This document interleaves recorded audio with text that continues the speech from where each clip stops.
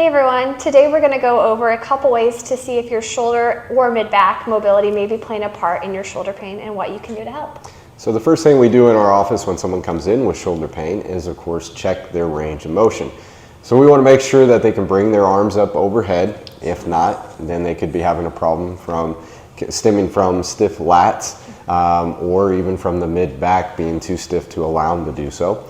If sometimes people are getting a sharp pain with that range of motion or a catch in the shoulder, you may need to work on some strength and stability to the shoulder and work on the muscles on the back side of the shoulder so we can take that catch out of there. So stay tuned. Coming up here, we're going to go over a few exercises that are our favorite shoulder stability exercises.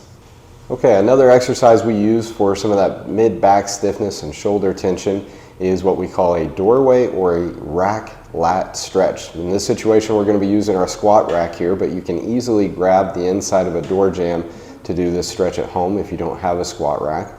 Dr. Amanda is going to, first she's going to choose a side that she's going to work here. She's going to work that left lat. So she is going to grab the rack with her thumb down. So she grabs hold there, and notice she's kind of grabbing upward at an angle there. This is to help give a good stretch as she sits down into the squat. And then she's going to look underneath that left arm and she's going to feel a big stretch all the way through that lat.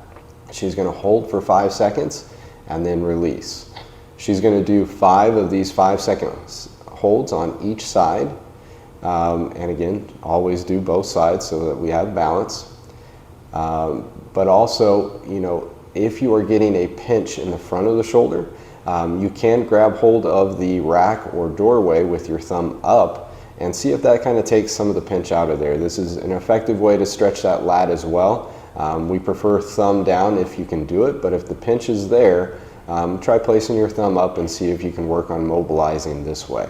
So again, 5-second holds on each side. Do each side twice.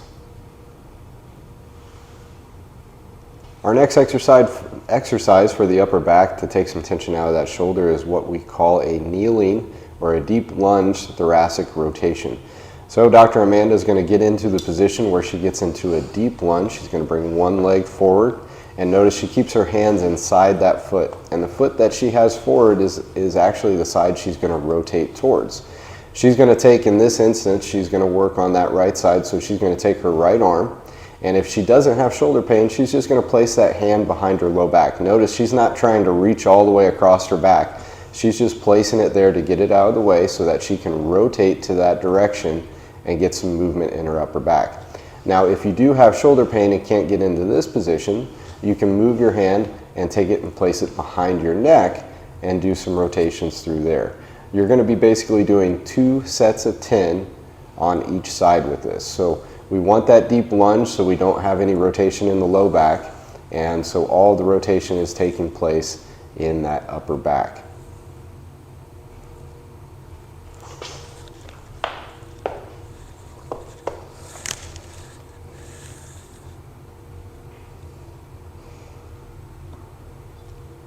Okay, so we're going to show you one of our favorite exercises for loosening up that mid-back, which can always help relieve some shoulder pain as well as just shoulder tension.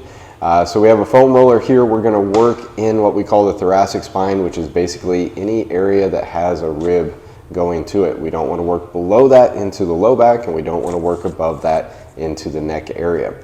So you're going to place that foam roller kind of at the bottom of that thoracic spine in the mid-back there.